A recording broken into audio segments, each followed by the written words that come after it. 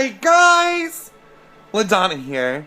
I'm just sitting down to my computer today because I have a million things to do on my new YouTube website, and I need to go to healthcare.gov just to check and see if I can get some government-assisted insurance today. One of the most important things that you can do when you're sitting down to your computer is to make sure that you have a great desktop background. Something pleasant to look at.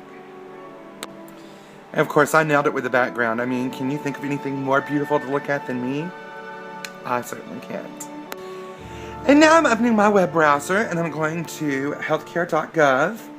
It's a marketplace for healthcare for those of us who are less fortunate.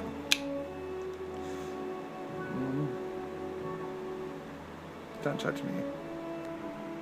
What? What? What is this?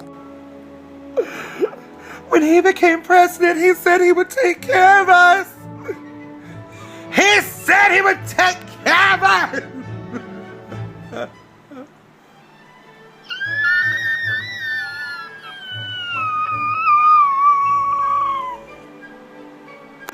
Oh God, what do I even try? I might as well just lie here and eat myself to death.